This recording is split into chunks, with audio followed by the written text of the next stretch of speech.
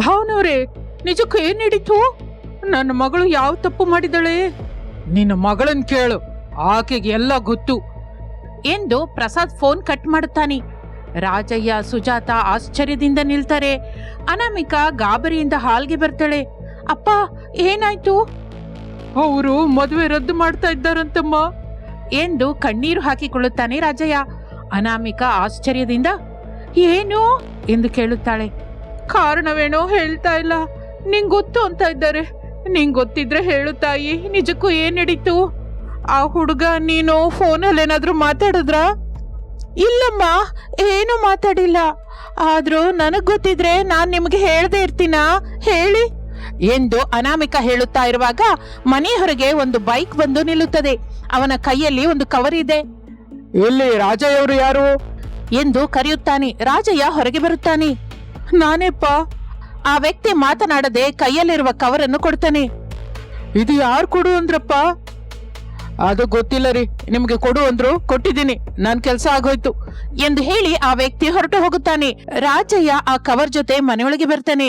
ಸುಜಾತ, ಅನಾಮಿಕಾ ಆತುರತೆಯಿಂದ ನೋಡ್ತಾ ಇರುವಾಗ ಒಳಗಡೆ ಇರುವ ಫೋಟೋಗಳನ್ನು ನೋಡಿ ಅವನ ಕೈ ನಡುಗಿ ಹೋಗುತ್ತೆ. ದುಃಖದಿಂದ, ಯಾಕೆ ದೇವ್ರೇ ಇಂತಹ ನಮ್ ಜೊತೆ ಆಡ್ತಾ ಇದ್ದೀಯಾ ಎಂದು ಅಳುತ್ತಾನೆ. ಸುಜಾತ, ಅನಾಮಿಕಾ ಕೂಡ ಫೋಟೋಗಳನ್ನು ನೋಡ್ತಾರೆ. ಅಯ್ಯೋ ದೇವ್ರೇ ಎಂದು ಸುಜಾತ ಗಟ್ಟಿಯಾಗಿ ಅಳುತ್ತಾಳೆ. ಅನಾಮಿಕಂಗೆ ಕಾಲ ಕೆಳಗೆ ಭೂಮಿ ಕಂಪಿಸಿದ ಹಾಗಾಗುತ್ತೆ. ಏಕೆಂದರೆ ಆ ಫೋಟೋದಲ್ಲಿ ಸತ್ಯಂ ಅವಳ ಕುತ್ತಿಗೆಗೆ ತಾಳಿ ಕಟ್ತಾ ಇರುವ ಹಾಗೆ ಸ್ಪಷ್ಟವಾಗಿ ಕಾಣಿಸ್ತಾ ಇರುತ್ತದೆ. ಇನ್ನು ಆಗಲೇ ಅನಾಮಿಕಾ ಫೋನ್ಗೆ ಒಂದು ಮೆಸೇಜ್ ಬರುತ್ತದೆ. ಆ ಮೆಸೇಜ್ ಕಳಿಸಿದ್ದು ಸತ್ಯಂ. ಅನಾಮಿಕಾ ನಡುಗುತ್ತಿರುವ ಕೈಯಿಂದ ಮೆಸೇಜ್ ಓಪನ್ ಮಾಡ್ತಾಳೆ. ಅದರಲ್ಲಿ ಒಂದೇ ಲೈನ್ ಮಾತ್ರ ಇರುತ್ತೆ.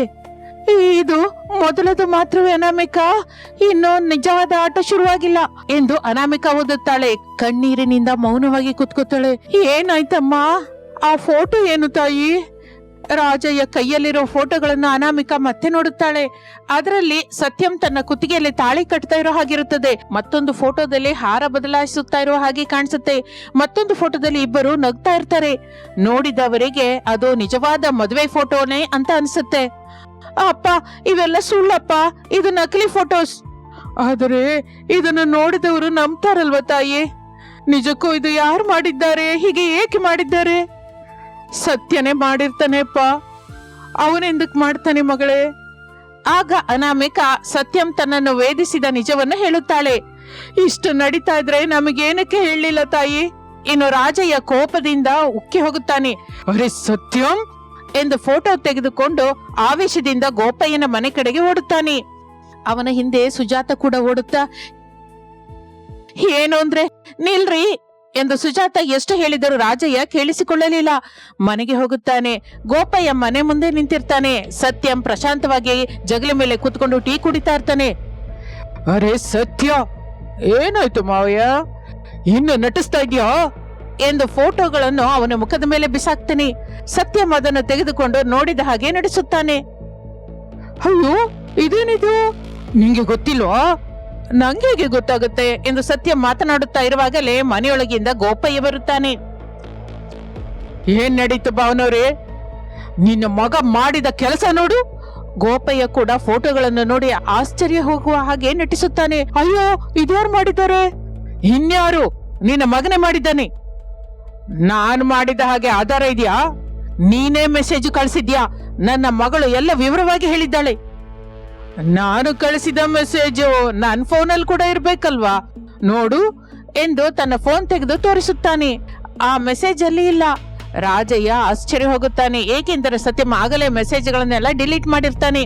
ಯಾರೋ ನನ್ನ ಹೆಸರಿನಿಂದ ಮೆಸೇಜ್ ಕಳ್ಸಿರ್ತಾರೆ. ಇನ್ನು ನೀನು ಸುಳ್ಳುಗಳನ್ನ ನಿಲ್ಸು. ನಾನು ಮಾಡದ್ದು ಯಾಕೆ ಒಪ್ಕೋತೀನಿ ಮಾವಯ್ಯ? ಕೋಪದಿಂದ ರಾಜಯ್ಯ ಸತ್ಯನನ್ನು ಹೊಡೆಯುತ್ತಾರೆ. ಗೋಪಯ್ಯ ಅಡ್ಡಪಡಿಸುತ್ತಾನೆ. ರಾಜಯ್ಯ, ಆಧಾರವಿಲ್ಲದೆ ನನ್ನ ಮಗನ ಮೇಲೆ ನಿಂದೆ ಹಾಕಬೇಡ. ಇನ್ನೊಂದೇಟು ನನ್ನ ಮಗನ ಮೇಲೆ ಬಿದ್ರೆ ಮರ್ಯಾದೆಯಾಗಿರಲ್ಲ. ರಾಜಯ್ಯ ಕೋಪದಿಂದ ಅಲ್ಲಿಂದ ಹೊರಟು ಹೋಗುತ್ತಾನೆ. ಗೋಪಯ್ಯ, ಸತ್ಯಂ ಒಬ್ಬರನ್ನೊಬ್ಬರು ನೋಡ್ಕೊಂಡು ಗಟ್ಟಿಯಾಗಿ ನಗುತ್ತಾರೆ. ಇನ್ನು ಆ ದಿನ ರಾತ್ರಿ ಅನಾಮಿಕಳ ಮನೆಯಲ್ಲಿ ಯಾರೂ ಊಟ ಮಾಡಲಿಲ್ಲ. ಸುಜಾತ ಅಳ್ತಾ ಇರ್ತಾಳೆ. ರಾಜಯ್ಯ ಮೌನವಾಗಿ ಕೂತಿರ್ತಾನೆ. ಅನಾಮಿಕಾ ಮಾತ್ರ ಒಂದು ನಿರ್ಣಯ ತಗೋತಾಳೆ. ಅಪ್ಪ. ಏನಮ್ಮ? ನಾನು ರಮೇಶ್ ಅವ್ರ ಹತ್ರ ಮಾತಾಡ್ಬೇಕು. ಈಗಲಾ? ಹೌದು, ಈಗಲೇ. ಅದಕ್ಕೆ ರಾಜಯ್ಯ ಒಪ್ಪಿಕೊಳ್ಳುತ್ತಾನೆ. ಅನಾಮಿಕಾ ಫೋನ್ ತೆಗೆದುಕೊಳ್ಳುತ್ತಾಳೆ. ರಮೇಶ್ ನಂಬರ್ನ ಡಯಲ್ ಮಾಡ್ತಾಳೆ. ಕೆಲವು ಕ್ಷಣಗಳ ನಂತರ ರಮೇಶ್ ಫೋನ್ ಎತ್ತುತ್ತಾನೆ. ಹಲೋ, ನಾನು ಅನಾಮಿಕಾ. ಸ್ವಲ್ಪ ಹೊತ್ತು ರಮೇಶ್ ಮೌನವಾಗಿರುತ್ತಾನೆ. ಮಾತಾಡೋದಕ್ಕೆ ಇಷ್ಟವಿಲ್ದಿದ್ರೆ ಫೋನ್ ಇಟ್ಬಿಡಿ. ಹೇಳಿ. ಆ ಫೋಟೋಗಳು ಸುಳ್ಳು. ನಂಗ್ ಕೂಡ ಹಾಗೆ ಅನ್ನಿಸ್ತಾ ಇದೆ. ಅಂದ್ರೆ ನನ್ನ ನಂಬ್ತೀರಾ? ಪೂರ್ತಿಯಾಗಿ ಅಲ್ಲ.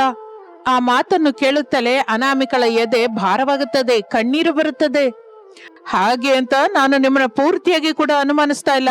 ಅಂದ್ರೆ ನಿಜವೇನೋ ತಿಳ್ಕೋಬೇಕು. ಹೇಗೆ? ಆ ಫೋಟೋಗಳು ಎಲ್ಲಿ ತಯಾರಾಗಿದೆಯೋ ಮೊದಲು ಅದು ಕಂಡುಹಿಡಿಬೇಕು.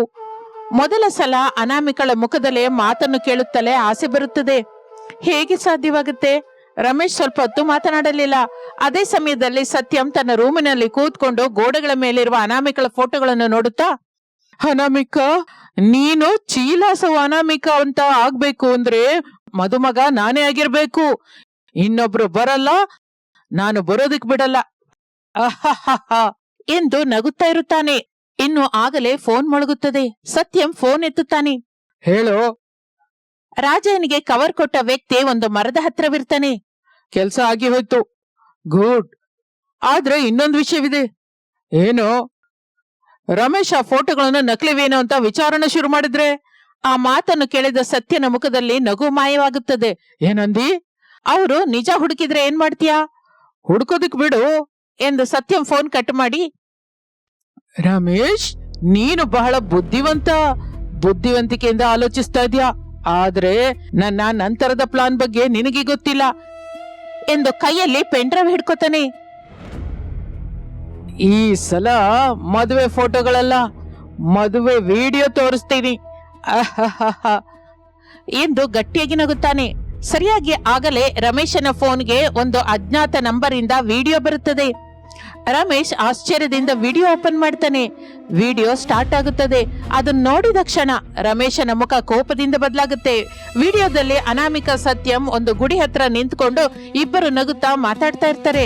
ನೋಡಿದವರಿಗೆ ಅದು ಪ್ರೇಮಿಗಳ ವಿಡಿಯೋ ಅಂತಾನೆ ಅರ್ಥವಾಗುತ್ತದೆ. ವಿಡಿಯೋ ಪೂರ್ತಿಯಾಗುವುದರೊಳಗೆ ರಮೇಶನ ಫೋನ್ ಮೊಳಗುತ್ತದೆ.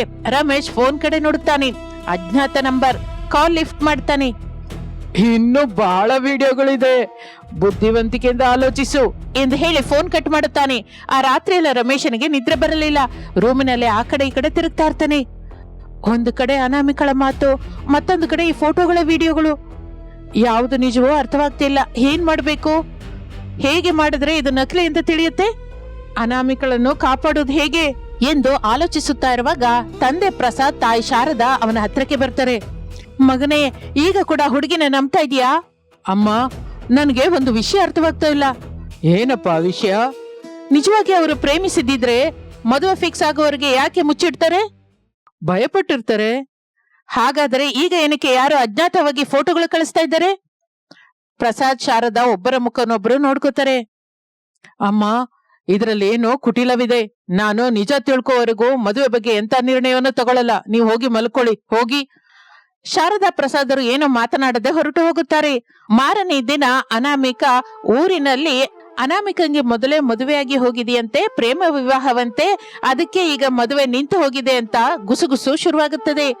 ಸುಜಾತ ಹೊರಗೆ ಹೋಗೋದಕ್ಕೆ ಭಯಪಡ್ತಾಳೆ. ರಾಜಯ್ಯ ತಲೆ ತಗ್ಗಿಸ್ಕೊಂಡು ತಿರುಗ್ತಾನೆ. ಅನಾಮಿಕಾ ಮಾತ್ರ ಅಳ್ತಾ ಇರ್ಲಿಲ್ಲ. ಆಕೆ ಕಣ್ಣಿನಲ್ಲಿ ಕೋಪವಿರುತ್ತೆ. ಅಪ್ಪ, ನಾನು ಈ ವಿಷಯನ ಇಲ್ಲಿಗೆ ಬಿಡಲ್ಲ. ಏನ್ ಮಾಡ್ತೀಯ ತಾಯಿ? ನಾನು ಹೀಗೆ ಮಾಡಿದವರು ಯಾರೋ ಅದನ್ನ ಹೊರಗಿಳಿತೀನಿ. ಅದು ನೀನು ಅಂದುಕೊಂಡಷ್ಟು ಸುಲಭವಾಗಿ ಆಗಲ್ಲ ಮಗಳೇ. ಎಷ್ಟು ಕಷ್ಟವಾದರೂ ನಮ್ಮನ್ನು ಇಷ್ಟೆಲ್ಲ ಕಷ್ಟ ಕೊಡ್ತಾ ಇರೋರನ್ನ ಬಿಡೋದಿಲ್ಲ ಎಂದು ಅನಾಮಿಕಾ ಮನೆಯೊಳಗಿಂದ ಹೊರಟು ಟೌನ್ ನಲ್ಲಿ ಒಂದು ಕಂಪ್ಯೂಟರ್ ಟ್ರೈನಿಂಗ್ ನಡೆಸುತ್ತಾ ಇರುವ ತನ್ನ ಸ್ನೇಹಿತೆಯಾದ ಸ್ವಾತಿ ಹತ್ರಕ್ಕೆ ಬರ್ತಾಳೆ. ಸ್ವಾತಿ ಆ ವಿಡಿಯೋವನ್ನು ನೋಡುತ್ತಾಳೆ, ಫೋಟೋಗಳನ್ನು ನೋಡುತ್ತಾಳೆ. ಸ್ವಲ್ಪ ಹೊತ್ತು ಮೌನವಾಗಿರುತ್ತಾಳೆ. ಏನಾಯ್ತು? ಒಂದು ವಿಷಯ ಹೇಳಿದ್ರೆ ಶಾಕ್ ಆಗ್ತೀಯಾ? ಏನು? ಈ ವಿಡಿಯೋಗಳಲ್ಲಿ ಕೆಲವು ಭಾಗಗಳು ಎಡಿಟ್ ಮಾಡಿದ ಹಾಗೆ ಕಾಣಿಸ್ತಾ ಇದೆ. ನಿಜವಾಗಿ? ಹೌದು. ಆದರೆ ಪೂರ್ತಿಯಾಗಿ ನಿರೂಪಿಸಬೇಕು ಅಂತಂದ್ರೆ ನಿಜವಾದ ಫೈಲ್ ಬೇಕು. ಅನಾಮಿಕಳಲ್ಲಿ ಮತ್ತೆ ಆಸೆ ಚಿಗುರುತ್ತದೆ. ಅದೇ ಸಮಯದಲ್ಲಿ ಸತ್ಯಂ ರೂಮಿನಲ್ಲಿ, ಸತ್ಯಂ ಫೋನ್ ನಲ್ಲಿ ತನಗೂ ಅನಾಮಿಕಂಗೂ ಮದುವೆ ನಡೆದ ಹಾಗೆ ಇರುವಂತಹ ಫೋಟೋಗಳನ್ನು ನೋಡುತ್ತಾ ನಗ್ತಾ ಇರ್ತಾನೆ. ಆಗಲೇ ಬಾಗಿಲು ತೆಗೆಯುತ್ತದೆ. ಸತ್ಯಂ ರಹಸ್ಯ ಹೊರಗೆ ಬೀಳುತ್ತಾ, ಸತ್ಯಂ ಕಂಪ್ಯೂಟರ್ ಸೆಂಟರ್ ಅಲ್ಲಿ ಫೋಟೋಗಳು ತಯಾರು ಮಾಡಿಸಿದಾಗ ತೆಗೆದ ಸಿಸಿಟಿವಿ ವಿಡಿಯೋ ಏನಾದ್ರೂ ಇದೆಯಾ? ಇಲ್ಲ, ಆ ಸಿಸಿಟಿವಿ ವಿಡಿಯೋ ಕೂಡ ಮಾಯ ಮಾಡ್ತಾನ. ಚೀಲಾಸವ್ ಅನಾಮಿಕಾ ಪಾರ್ಟ್ 3 ಅಲ್ಲಿ ಈ ಪ್ರಶ್ನೆಗಳಿಗೆ ಉತ್ತರ ನೋಡೋಣ. ಈ ಕತೆ ಹಿಡಿಸಿದರೆ ಲೈಕ್ ಮಾಡಿ, ಕಮೆಂಟ್ ಮಾಡಿ. Thank you for watching. ಎಲ್ಲರಿಗೂ ನಮಸ್ಕಾರ. ನಾನು ಭಾವನಾ, ವಾರಗಿತ್ತಿಯರು ಅಂತ ನಿಮ್ಗೆ ಗೊತ್ತಲ್ಲ. ಈ ದಿನ ನಾವಿಬ್ಬರೂ ಸೇರಿ ಮೇಘಗಳಲ್ಲಿ ವಾರಗಿತ್ತಿಯರ ನಾನ್ ವೆಜ್ ಹೋಟೆಲ್ ಅನ್ನುವ ಕತೆ ಜೊತೆ ನಿಮ್ಮ ಮುಂದಕ್ಕೆ ಬರ್ತಾ ಇದ್ದೀವಿ. ಹೇಗಿದೆಯೋ ನೋಡಿ ಹೇಳಿ. ಏಜೆನ್ಸಿ ಪ್ರಾಂತ್ಯದಲ್ಲಿರುವ ಬೆಟ್ಟಗಳ ನಡುವೆ ಮೇಘವನ ಅನ್ನುವ ಒಂದು ಚಿಕ್ಕ ಗ್ರಾಮವಿದ್ದಿತ್ತು. ಆ ಗ್ರಾಮಕ್ಕೆ ಒಂದು ಪ್ರತ್ಯೇಕತೆ ಇದ್ದಿತ್ತು. ವರ್ಷಗಳಲ್ಲಿ 6 ತಿಂಗಳು ಎಲ್ಲವೂ ಮೇಘಗಳಿಂದಲೇ ಆವರಿಸಿಕೊಂಡಿರ್ತಾ ಇತ್ತು. ಬೆಳಿಗ್ಗೆ ಬಾಗಿಲು ತೆಗೆದರೆ ಎದುರಿಗೆ ಮನೆಗಳು, ರೋಡುಗಳು, ಮರಗಳು ಯಾವುದೂ ಕಾಣಿಸ್ತಾ ಇರ್ಲಿಲ್ಲ. ಮೇಘಗಳೇ ಕಾಣಿಸ್ತಾ ಇತ್ತು. ಅದಕ್ಕೆ ಅವರಿಗೆ ಮೇಘವನ ಅನ್ನುವ ಹೆಸರು ಬಂದಿತ್ತು. ಅಂತಹ ಊರಿನಲ್ಲಿ ಭಾವನಾ, ಅನಾಮಿಕಾ ಅನ್ನುವ ಇಬ್ಬರು ವಾರಗಿತ್ತಿಯರು ತಮ್ಮ ಗಂಡಂದಿರ ಜೊತೆ, ಅತ್ತೆ ಮಾವಂದಿರ ಜೊತೆ ಸೇರಿ ಆನಂದದಿಂದ ಇರ್ತಾ ಇದ್ರು. ಅನಾಮಿಕಂಗೆ ಮಟನ್ ಅಡಿಗೆಯಲ್ಲಿ ಮಹಾಪ್ರಾವೀಣ್ಯವಿದ್ದಿತ್ತು. ಇನ್ನು ಭಾವನ ಮಾಡುವ ಚಿಕನ್ ಅಡಿಗೆಗೆ ಎಂತಹ ತಿರುಗೂ ಇರ್ತಾ ಇರ್ಲಿಲ್ಲ. ಇಬ್ಬರು ಒಳ್ಳೆಯವರೇ, ಆದರೆ ಅಡಿಗೆ ವಿಷಯದಲ್ಲಿ ಮಾತ್ರ ಯಾವಾಗಲೂ ಜಗಳವಾಡ್ತಾನೆ ಇರ್ತಾರೆ. ಒಂದು ದಿನ ಮಳೆ ಬರ್ತಾ ಇರುತ್ತೆ. ಮೇಘಗಳು ಗ್ರಾಮವನ್ನು ಪೂರ್ತಿಯಾಗಿ ಸುತ್ತಿರುತ್ತದೆ. ಮನೆಯಲ್ಲಿ ಎಲ್ರು ಕೂತ್ಕೊಂಡು ಟೀ ಕುಡಿತಾ ಇರ್ಬೇಕಾದ್ರೆ, ಅಕ್ಕ, ಪ್ರಪಂಚದಲ್ಲಿ ಬೆಸ್ಟ್ ನಾನ್ ವೆಜ್ ಅಂದ್ರೆ ಚಿಕನ್ನೇ ಅಲ್ವಾ? ಅದು ನಿನ್ನ ಅಭಿಪ್ರಾಯ ತಂಗಿ. ನಿಜಕ್ಕೂ ರಾಜರ ಭೋಜನ ಅಂದ್ರೆ ಮಟನ್ ಅಂತ ನಿಂಗೆ ಗೊತ್ತಾ? ಚಿಕನ್ ಬಿರಿಯಾನಿ ಮುಂದೆ ಮಟನ್ ಕೂಡ ತಲೆ ತಗ್ಗಿಸಬೇಕಾದ ಪರಿಸ್ಥಿತಿ ಕೆಲವು ಸಂದರ್ಭದಲ್ಲಿ ಬರುತ್ತೆ ಅಕ್ಕ. ಮಟನ್ ದಮ್ ಬಿರಿಯಾನಿ ತಿಂದ ಮೇಲೆ ಆ ಮಾತು ಹೇಳು ತಂಗಿ, ಆಗ ನಾನು ಒಪ್ಕೋತೀನಿ. ಹಾಗೆ ಇಬ್ಬರು ವಾದಿಸಲಿಕ್ಕೆ ಶುರು ಮಾಡುತ್ತಾರೆ. ಗಂಡಂದಿರಿಬ್ಬರು ರಮೇಶ್ ವಿನೋದರು, ಅತ್ತೆ ಮಾವಂದಿರೋ ಶಾರದಾ ಪ್ರಸಾದರು ಆಸಕ್ತಿಯಿಂದ ನೋಡುತ್ತಾ ಅವರು ಒಂದು ಪಂದ್ಯ ಇಟ್ಕೋತಾರೆ. ತಮ್ಮ, ವಾರಗಿತ್ತಿಯರ ಅಡಿಗೆ ಪೈಪೋಟಿ ಮಾತಿನಲ್ಲಿ ಜಗಳ ನೋಡ್ತಾ ಇದ್ರೆ ಹೊಡ್ಕೊಳ್ಳೋ ಹಾಗಿದ್ದಾರೆ. ಭಾವನಾ ಮೊದ್ಲು ಹೊಡಿತಾಳೆ ಅಂತ ನಾನು 500 ರೂಪಾಯಿ ಪಂದ್ಯ ಇಡ್ತೀನಿ. ಅತ್ತಿಗೆನೆ ಮೊದ್ಲು ಹೊಡಿತಾಳೆ ಅಂತ ನಾನು 1000 ರೂಪಾಯಿ ಪಂದ್ಯ ಕಟ್ತೀನಿ ಅಣ್ಣಯ್ಯ. ಇಬ್ರು ಜಗಳ ಮಾಡ್ತಾರೆ ಹೊರತು ಹೊಡೆದಾಡ್ಕೊಳ್ಳಲ್ಲ ಅಂತ ನಾನು 2000 ರೂಪಾಯಿ ಪಂದ್ಯ ಕಟ್ತೀನೋ ಮಕ್ಕಳೇ ಎಂದು ಶಾರದಾ ಹೇಳುತ್ತಲೇ ಪ್ರಸಾದ್ ಆಶ್ಚರ್ಯ ಹೋಗಿ, ಏನ್ ಶಾರದಾ, ನೀನು ನಮ್ಮ ಸೊಸೆಯರ ನಡವಳಿಕೆ ನೋಡ್ತಾ ಇದ್ರೆ ಹೊಡ್ಕೊಳ್ಳೋ ಹಾಗಿದ್ದಾರೆ. ನೀನು 2000 ನಷ್ಟವಾಗ್ತೀಯೇನೋ ನೋಡ್ಕೋ. ಇಲ್ಲ ರೀ, ನಮ್ಮ ಮಕ್ಕಳಿಗೆ ಅವರ ಹೆಂಡತಿಯರ ಬಗ್ಗೆ ಅಷ್ಟೆಲ್ಲ ಗೊತ್ತಿಲ್ಲದೆ ಇರ್ಬೋದು, ಆದ್ರೆ ನನ್ನ ಇಬ್ಬರು ಸೊಸೆಯರ ಬಗ್ಗೆ ಮಾತ್ರ ನನಗೆ ತುಂಬಾ ಚೆನ್ನಾಗಿ ಗೊತ್ತು. ನಾವೇ ಗೆಲ್ತೀವಿ. ಚಿಕ್ಕವನು 1000, ದೊಡ್ಡವನು 500, ಎಲ್ಲ ಸೇರಿ 1500 ನಮ್ ಕೈಗೆ ಬರುತ್ತೆ. ಬೇಕು ಅಂದ್ರೆ ನೀವೇ ನೋಡಿ ಎಂದು ಹೇಳುತ್ತಾಳೆ. ಪ್ರಸಾದ್, ರಮೇಶರು ವಿನೋದ್ ಮಾತಿನಿಂದ ಜಗಳ ಮಾಡ್ತಾ ಇರುವ ಅನಾಮಿಕಾ ಭಾವನಳನ್ನು ನೋಡ್ತಾ ಇರ್ತಾರೆ. ಹಾಗೆ ಅರ್ಧ ಗಂಟೆ ಕಳೆಯುತ್ತದೆ. ರಮೇಶ್, ವಿನೋದ್ ಬೇಜಾರಾಗಿ ಹೋಗುತ್ತೆ. ದಿನ ಇದೇನು ಜಗಳ? ಅರ್ಧ ಗಂಟೆ ದಾಟಿದೆ, ಇನ್ನು ಎಷ್ಟೊತ್ತು ಹೀಗೆ ಜಗಳವಾಡ್ತಾ ಇರ್ತೀರಾ ಹೇಳಿ? ಹೊಡೆದಾಡ್ಕೊಳ್ಳಿ.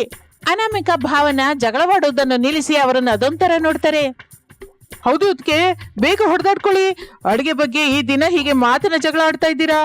ಒಂದ್ಸಲವಾದ್ರೂ ಹೊಡೆದಾಡ್ಕೊಂಡಿದ್ದೀರಾ? ಇಲ್ಲ, ಈಗ ಹೊಡೆದಾಡ್ಕೊಳ್ಳಿ, ಇಲ್ಲ ಅಂದ್ರೆ ನಮ್ ದುಡ್ಡು ಎಲ್ಲ ಅಮ್ಮಂಗ್ ಹೊರಟೋಗುತ್ತೆ. ಅನಾಮಿಕಾ ಭಾವನ ಶಾರದಾಳ ಕಡೆ ನೋಡುತ್ತಾರೆ. ಹೌದು ಸೊಸೆ, ಅಂದ್ರೆ ನೀವು ಹೊಡೆದಾಡ್ಕೋತೀರಿ ಅಂತ ಮಕ್ಕಳು ಹೊಡೆದಾಡ್ಕೊಳ್ಳಲ್ಲ ಅಂತ ನಾನು. ನಿಮ್ಮಿಬ್ಬರ ಬಗ್ಗೆ ಅವರಿಗಿಂತ ನಂಗೆ ಚೆನ್ನಾಗಿ ಗೊತ್ತು. ನೀವಿಬ್ಬರು ಹೆಸರಿಗೆ ವಾರಗಿತ್ತಿಯರು ಹೊರತು ಪ್ರೇಮ ಹಂಚುವುದರಲ್ಲಿ ಒಡ ಹುಟ್ಟಿದ ಅಕ್ಕ ತಂಗಿಯರಿಗಿಂತ ಹೆಚ್ಚೆ. ನಿಮ್ಮ ಅನುಬಂಧವನ್ನು, ಅನುರಾಗವನ್ನು ನನ್ನ 2 ಕಣ್ಣಿನಿಂದ ನೋಡಿದವಳು ನಾನು. ಅದಕ್ಕೆ ಪಂದ್ಯ ಕಟ್ಟಿದ್ದೀನಿ. 1500 ಗೆದ್ದಿದ್ದೀನಿ, ಕೊಡಿ ಇಲ್ಲಿ. ರಮೇಶ್, ವಿನೋದರು ದುಡ್ಡನ್ನು ಕೊಡುತ್ತಾರೆ. ಶಾರದಾ ಸಂತೋಷ ಪಡುತ್ತಾಳೆ. ಸೊಸೆ ಅಂದ್ರೆ ನಿಮ್ಮಿಬ್ಬರಲ್ಲಿ ಯಾರು ಅಡಿಗೆ ಚೆನ್ನಾಗಿರುತ್ತೋ ಜನರೇ ಹೇಳಬೇಕು ಎಂದು ಹೇಳಿದ ಪ್ರಸಾದನ ಮಾತು ಇಬ್ಬರಿಗೂ ಹಿಡಿಸುತ್ತದೆ. ಬೆಟ್ಟದ ಅಂಚಿನಲ್ಲಿರುವ ಖಾಲಿ ಭವನವನ್ನು ಬಾಡಿಗೆಗೆ ತೆಗೆದುಕೊಳ್ಳುತ್ತಾರೆ. ಅಲ್ಲಿ ಒಂದು ಹೋಟೆಲ್ ಪ್ರಾರಂಭಿಸುತ್ತಾರೆ. ಹೆಸರು ಮೇಘಗಳಲ್ಲಿ ವಾರಗಿತ್ತಿಯರ ನಾನ್ ವೆಜ್ ಹೋಟೆಲ್. ಈ ಹೆಸರಿನ ಜೊತೆ ಒಂದು ಟ್ವಿಸ್ಟ್ ಕೂಡ ಇಡುತ್ತಾರೆ. ಹೋಟೆಲ್ ನಲ್ಲಿ 2 ಕಿಚನ್, ಎಡಗಡೆ ಭಾವನಾ ಚಿಕನ್ ಕಿಚನ್ ಇದ್ದರೆ ಬಲಗಡೆ ಅನಾಮಿಕಾ ಮಟನ್ ಮಾಡುವ ಕಿಚನ್. ಹೋಟೆಲ್ ಪ್ರಾರಂಭವಾದ ದಿನದಿಂದ ಜನರು ಆಸಕ್ತಿಯಿಂದ ಬರಲಿಕ್ಕೆ ಶುರುವಾಗುತ್ತದೆ. ಒಂದು ದಿನ ಮಾಧವಿ ಅನ್ನೋ ಟೂರಿಸ್ಟ್ ಅಲ್ಲಿಗೆ ಬರ್ತಾಳೆ. ಇಲ್ಲಿ ಸ್ಪೆಷಲ್ ಏನು? Chicken 65, chicken biryani, bamboo chicken, mutton sukka, mutton curry, mutton dum biryani ಎಂದು ಅನಾಮಿಕಾ ಭಾವನ ಇಬ್ಬರು ಹೇಳುತ್ತಾರೆ. ಇಬ್ಬರನ್ನು ಟೂರಿಸ್ಟ್ ಅರ್ಥ ಮಾಡಿಕೊಂಡು 2 ಆರ್ಡರ್ ಮಾಡುತ್ತಾಳೆ. Bhavana chicken biryani, chicken 65, bamboo chicken ತಂದು ಇಡುತ್ತಾಳೆ. ಅನಾಮಿಕಾ ಕೂಡ mutton sukka, mutton curry, mutton dum biryani ತಂದು ಇಡುತ್ತಾಳೆ. ಮಾಧವಿ ಇಬ್ಬರು ಅಡುಗೆಯನ್ನು ತಿನ್ನುತ್ತಾಳೆ. ಅನಾಮಿಕಾ ಭಾವನ ಇಬ್ಬರು ಬಿಲ್ ತೆಗೆದುಕೊಂಡು ಮಾಧವಿ ಹತ್ರಕ್ಕೆ ಬರ್ತಾರೆ. ಅವರ ನೋಟವನ್ನು ಅರ್ಥ ಮಾಡಿಕೊತಾಳೆ. ಸ್ವಲ್ಪ ಹೊತ್ತು ಆಲೋಚಿಸುತ್ತಾಳೆ. ಇಬ್ಬರ ಅಡುಗೆನೂ ಚೆನ್ನಾಗಿದೆ ಎಂದು ಹೇಳುತ್ತಾಳೆ ಆ ಟೂರಿಸ್ಟ್. ಇಬ್ಬರ ಮುಖದಲ್ಲಿ ನಗು ಮಾಯವಾಗುತ್ತದೆ. ಕೋಪದಿಂದ ನೋಡುತ್ತಾರೆ. ಮಾಧವಿ ಅಯೋಮಯದಿಂದ ಅವರ ಕಡೆ ನೋಡ್ತಾಳೆ. ಯಾರದ್ದು ಚೆನ್ನಾಗಿದೆ ಅಂತ ಹೇಳಬೇಕು ಹೊರತು 2 ಚೆನ್ನಾಗಿದೆ ಅಂತ ಹೇಳೋದೇನ್ರಿ? ಅದು ನಮಗೆ ಹಿಡಿಸ್ಲಿಲ್ಲ. ಯಾವುದೋ ಒಂದು ಹೇಳ್ಬಿಡಿ. ಹೌದು, ಯಾವುದೋ ಒಂದು ಹೇಳಿ. ಇಲ್ಲಿ ನೋಡಿ, ಮುಖದ ಮೇಲೆ ಕೇಳಿದ್ರೆ ಯಾರು ಹೇಳೋದಿಲ್ಲ. ವೋಟಿಂಗ್ ಬಾಕ್ಸ್ ಇಟ್ಬಿಡಿ, ಬಂದವರು ಹಿಡಿಸಿದ್ದನ್ನು ತಿಂದು ಓಟ್ ಹಾಕಿ ಹೊರಟು ಹೋಗ್ತಾರೆ ಎಂದು ತಾನು ತಿಂದಿದ್ದಕ್ಕೆ ದುಡ್ಡು ಕೊಟ್ಟು ಹೊರಟು ಹೋಗುತ್ತಾಳೆ. ಮಾಧವಿ ಕೊಟ್ಟ ಐಡಿಯಾ ಇಬ್ಬರಿಗೂ ಹಿಡಿಸುತ್ತದೆ. ಆಗಿನಿಂದ ಪ್ರತಿ ಕಸ್ಟಮರ್ ಊಟ ಮಾಡಿದ ನಂತರ ಓಟ್ ಹಾಕಬೇಕು ಅಂತ ನಿರ್ಣಯಿಸುತ್ತಾರೆ. ಹೋಟೆಲ್ ಮುಂದೆ ಒಂದು ಟೇಬಲ್ ಇಟ್ಟಿ chicken team Bhavana, mutton team Anamika ಅಂತ 2 ವೋಟಿಂಗ್ ಬಾಕ್ಸ್ ಗಳನ್ನ ಇಡುತ್ತಾರೆ. ಬಂದವರು ಹಿಡಿಸಿದ್ದನ್ನು ತಿಂದು ಓಟ್ ಹಾಕಿ ಹೋಗ್ತಾ ಇದ್ರು. ಮೊದಲ ದಿನದ ಫಲಿತಾಂಶ ಚಿಕನ್ 42 ಓಟುಗಳು, ಮಟನ್ 39 ಓಟುಗಳು ಬರುತ್ತದೆ. ನೋಡಿದ್ರಾ, ನನಗಿದ್ದೆ. ಅನಾಮಿಕಾ ಮಾತನಾಡದೆ ಹೊರಟು ಹೋಗುತ್ತಾಳೆ. 2ನೇ ದಿನ ಮಟನ್ 58, ಚಿಕನ್ 51 ಓಟುಗಳು ಬರುತ್ತದೆ. ಹೀಗೆ ಯಾರು ಗೆದ್ರು ತಂಗಿ? ಭಾವನಾ ಮೌನವಾಗಿದ್ದು ಬಿಡುತ್ತಾಳೆ. ಹೀಗೆ ದಿನಗಳು ಪೈಪೋಟಿ ನಡೀತಾನೆ ಇರುತ್ತದೆ. ರಾತ್ರಿ ಹೋಟೆಲ್ ಮುಗಿದ ನಂತರ ಓಟುಗಳ ಲೆಕ್ಕ ನಡೀತಾ ಇತ್ತು. ಯಾರೋ ಒಬ್ರು ಗೆಲ್ತಾ ಇದ್ರು. ಹೀಗೆ ದಿನಗಳು ಕಳೆಯುತ್ತಾ ಇರುತ್ತದೆ. ಒಂದು ದಿನ ಭಾವನಾ ಗೋಂಗೂರ ಚಿಕನ್ ಬಿರಿಯಾನಿ ಮಾಡುತ್ತಾಳೆ. ಆ ದಿನ ಚಿಕನ್ಗೆ 110 ಓಟುಗಳು ಬರುತ್ತದೆ. ಭಾವನಾ ಸಂತೋಷ ಪಡುತ್ತಾಳೆ. ಮಾರನೇ ದಿನ ಅನಾಮಿಕಾ ಕೂಡ ಕಡಿಮೆ ಆಗಲಿಲ್ಲ. ಬಿದಿರಿನಿಂದ ಮಟನ್ ದಮ್ ಬಿರಿಯಾನಿ ಮಾಡುತ್ತಾಳೆ. ಅದಕ್ಕೆ 140 ಓಟುಗಳು ಬರುತ್ತದೆ. ಮೇಘವನ ಗ್ರಾಮದಲ್ಲೆಲ್ಲ ಈ ಪಂದ್ಯದ ಬಗ್ಗೆ ಮಾತನಾಡಿಕೊಳ್ಳೋದಕ್ಕೆ ಶುರು ಮಾಡ್ತಾರೆ. ಒಂದು ದಿನ ದೊಡ್ಡ ಸಮಸ್ಯೆ ಬರುತ್ತದೆ. ಮೇಘಗಳು ಮತ್ತಷ್ಟು ದಟ್ಟವಾಗಿ ಹಬ್ಬುತ್ತದೆ. 3 ದಿನಗಳ ಕಾಲ ಮಳೆ ಬರ್ತಾನೆ ಇರುತ್ತದೆ. ರಸ್ತೆಗಳು ಮುಚ್ಚಿ ಹೋಗುತ್ತದೆ. ಚಿಕನ್ ಮಟನ್ ಸರಬರಾಜು ಬರುವುದಿಲ್ಲ. ಹೋಟೆಲ್ ಮುಚ್ಚುವ ಪರಿಸ್ಥಿತಿ ಬರುತ್ತದೆ. ಆಗ ಅನಾಮಿಕಾ ಒಂದು ಒಳ್ಳೆ ನಿರ್ಣಯ ತೆಗೆದುಕೊಳ್ಳುತ್ತಾಳೆ. ಅತ್ತೆ, ನಾನೊಂದು ನಿರ್ಣಯ ತಗೊಂಡಿದ್ದೀನಿ, ಅದಕ್ಕೆ ನೀವೆಲ್ಲರೂ ಒಪ್ಕೋಬೇಕು. ತಪ್ಪದೆ ಸೊಸೆ, ನೀನು ಯಾವ ನಿರ್ಣಯ ತಗೊಂಡ್ರು ಸರಿ, ಅದು ಒಳ್ಳೇದಕ್ಕಾಗಿ ಅಂತ ನಮ್ಮೆಲ್ಲರಿಗೂ ಗೊತ್ತು. ಖಚಿತವಾಗಿ ಒಪ್ಕೋತೀವಿ. ಏನಂತೀಯ ಭಾವನಾ? ಅಯ್ಯೋ ಅತ್ತೆ, ಅಕ್ಕಂಗೂ ನಂಗೂ ಅಡಿಗೆ ವಿಷಯದಲ್ಲಿ ಪೈಪೋಟಿ ಇರುತ್ತೆ ಹೊರತು ಮಿಕ್ಕ ವಿಷಯದಲ್ಲಿ ಅಕ್ಕನ ಹಿಂದೆ ನಡೆಯೋದಕ್ಕೆ ನಾನು ಯಾವತ್ತೂ ಸಿದ್ಧ. ಅಕ್ಕ, ಭಯಪಡದೆ ನೀನು ತಗೊಂಡ ನಿರ್ಣಯವೇನ ಹೇಳು, ನಮ್ಮ ಸಪೋರ್ಟ್ ನಿಂಗೆ ಯಾವಾಗ್ಲೂ ಇರುತ್ತೆ. ಹೌದು ದೊಡ್ಡ ಸೊಸೆ, ನಿರ್ಭಯವಾಗಿ ನಿನ್ನ ನಿರ್ಣಯವೇನು ಹೇಳು ತಾಯಿ. ಅನಾಮಿಕಾ ರಮೇಶನ ಕಡೆ ನೋಡುತ್ತಾಳೆ. ಅನಾಮಿಕಾ, ನಾನು ತಮ್ಮ ಕೂಡ ನಿಂಗೆ ಸಪೋರ್ಟ್ ಆಗಿರ್ತೀವಿ, ಹೇಳು. ಹೌದು ಅದಕ್ಕೆ, ನಮ್ಮ ಹತ್ತಿರವಿರುವ ಸಾಮಾನ್ಯನಿಂದ ಗ್ರಾಮದ ಜನರಿಗೆ ಮೊದಲು ಊಟ ಕೊಡಬೇಕು ಎಂದು ಅನಾಮಿಕಾ ಹೇಳುತ್ತಲೇ ಎಲ್ಲರೂ ಸಂತೋಷ ಪಡುತ್ತಾರೆ. ಅದಕ್ಕೆ ಒಪ್ಪಿಕೊಳ್ಳುತ್ತಾರೆ. ಅಕ್ಕ, ಇದು ಒಳ್ಳೆ ನಿರ್ಣಯನೇ ಅಲ್ವಾ? ಹೌದು ಸೊಸೆ, ಇಷ್ಟು ಒಳ್ಳೆಯ ನಿರ್ಣಯದ ಬಗ್ಗೆ ಹೇಳೋದಕ್ಕೆ ಯಾಕೆ ಭಯಪಟ್ಟೆ ನೀನು? ಹಾಗೆ ಎಲ್ರಿಗೂ ಹಂಚೋಣ, ನಾವು ನಿಂಗೆ ಸಹಾಯ ಮಾಡ್ತೀವಿ. ಅನಾಮಿಕಾ ಸಂತೋಷದಿಂದ ಮನೆಯಲ್ಲಿ ಅಡುಗೆ ಮಾಡ್ತಾ ಇರ್ತಾಳೆ. ಭಾವನಾ ಪ್ಯಾಕೆಟ್ಗಳನ್ನ ಕಟ್ತಾ ಇದ್ಲು. ರಮೇಶ್ ವಿನೋದರು ಹೋಗಿ ಗ್ರಾಮದ ಜನರಿಗೆ ಉಚಿತವಾಗಿ ಕೊಡ್ತಾ ಇದ್ರು. ಆ 3 ದಿನಗಳು ಅವರು ಹೋಟೆಲ್ ಲಾಭದ ಬಗ್ಗೆ ಆಲೋಚಿಸಲೇ ಇಲ್ಲ. ಎಲ್ಲರಿಗೂ ಹಂಚುತ್ತಾರೆ. ಎಲ್ಲರೂ ಅವರನ್ನು ಆಶೀರ್ವದಿಸುತ್ತಾರೆ. ಇನ್ನು ಮಳೆ ಕಡಿಮೆಯಾಗುತ್ತದೆ. ರೋಡು ತೆಗೆದುಕೊಳ್ಳುತ್ತದೆ. ಕೆಲವು ದಿನದ ನಂತರ ಒಂದು ದೊಡ್ಡ ಫುಡ್ ಫೆಸ್ಟಿವಲ್ ನಿರ್ವಹಿಸುತ್ತಾರೆ. ಫೈನಲ್ ಪಂದ್ಯ. ಚಿಕನ್ ಟೀಮ್ ಭಾವನಾ ಒಂದು ಕಡೆ, ಮಟನ್ ಟೀಮ್ ಅನಾಮಿಕಾ ಒಂದು ಕಡೆ. ಇಬ್ಬರು ಅಡಿಗೆ ಮಾಡುತ್ತಾರೆ. 1000 ಜನಕ್ಕೂ ಹೆಚ್ಚಿನ ಜನ ವೋಟಿಂಗ್ ಹಾಕುತ್ತಾರೆ. ಭಾವನೆಗೆ ಟೆನ್ಷನ್, ಅನಾಮಿಕಂಗೆ ಕೂಡ ಟೆನ್ಷನ್. ಫಲಿತಾಂಶ ಪ್ರಕಟಿಸುವ ಸಮಯ ಬರುತ್ತದೆ. ಚಿಕನ್ಗೆ 501, ಮಟನ್ಗೆ 499. ಕೇವಲ 2 ಓಟಿನಿಂದ ಆ ಪಂದ್ಯದಲ್ಲಿ ಭಾವನೆ ಗೆಲ್ಲುತ್ತಾಳೆ. ಭಾವನಾ ಆನಂದದಿಂದ ಕುಪ್ಪಳಿಸಿ ಕುಣಿಯುತ್ತಾಳೆ. ಆದರೆ ತಕ್ಷಣ ಮೈಕ್ ತೆಗೆದುಕೊಂಡು, ನಾನು ಗೆಲ್ಲಲಿಲ್ಲ. ಆ ಮಾತನ್ನು ಕೇಳಿ ಎಲ್ಲರೂ ಆಶ್ಚರ್ಯ ಹೋಗುತ್ತಾರೆ. ನಾನು ಮಾಡಿದ ಚಿಕನ್ ರುಚಿಯಾಗಿರೋದಕ್ಕೆ ಕಾರಣ ನಮ್ಮ ಅನಾಮಿಕಾ ಅಕ್ಕ ಕಲಿಸಿದ ಮಸಾಲೆಗಳು ಎಂದು ಭಾವನಾ ಹೇಳುತ್ತಾಳೆ. ಅನಾಮಿಕಳ ಕಣ್ಣಿನಲ್ಲಿ ನೀರು ಬರುತ್ತದೆ. ಇಬ್ಬರು ಆಲಂಗಿಸಿಕೊಳ್ಳುತ್ತಾರೆ. ಶಾರದಾ ಸಂತೋಷ ಪಡುತ್ತಾ, ಗೆದ್ದಿದ್ದು ಚಿಕನ್ ಅಲ್ಲ, ಮಟನ್ನೂ ಅಲ್ಲ, ಗೆದ್ದಿದ್ದು ನಿಮ್ಮಿಬ್ಬರ ಪ್ರೇಮ ಎಂದು ಹೇಳುತ್ತಾಳೆ. ಅಲ್ಲಿರುವವರೆಲ್ಲ ಚಪ್ಪಾಳೆ ಹೊಡೆಯುತ್ತಾರೆ. ಮೇಘಗಳಿಂದ ಸುತ್ತಿಕೊಂಡ ಮೇಘವನ ಅನ್ನುವ ಗ್ರಾಮದಲ್ಲಿರುವ ಹೋಟೆಲ್ನಲ್ಲಿ 2 ಕಿಚನ್ ಇರ್ತಾ ಇತ್ತು. 2 ರುಚಿಗಳು ಇರ್ತಾ ಇತ್ತು. ವಾರಗಿತ್ತಿಯರು 2 ಇರ್ತಾ ಇದ್ರು. ಆದರೆ ಹೋಟೆಲ್ ಮಾತ್ರ ಒಂದೇ ಇರ್ತಾ ಇತ್ತು. ಹಾಗೆ ಬೇರೆ ಬೇರೆ ಮನಸ್ತತ್ವ ಇರುವ ಹೊತ್ತಿಗೂ ಕುಟುಂಬ ಕೂಡ ಒಂದೇ ಅಲ್ವಾ? ಈ ಕತೆ ನಿಮಗೆ ಹಿಡಿಸಿದೆ ಅಂತ ಆಸೆ ಪಡ್ತಾ ಇದ್ದೀನಿ. ಮತ್ತೊಂದು ಸಲ ಹೊಸ ಕತೆ ಜೊತೆ ಮತ್ತೆ ಸೇರೋಣ. ನಮಸ್ತೆ. ನಮ್ಮ ಚಾನೆಲ್ ಅನ್ನ ಸಬ್ಸ್ಕ್ರೈಬ್ ಮಾಡ್ಕೊಳ್ಳಿ, ಕತೆಯನ್ನ ಶೇರ್ ಮಾಡಿ, ಲೈಕ್ ಕಾಮೆಂಟ್ ಮಾಡ್ಬಿಡಿ. ಇಡ್ತೀನಿ.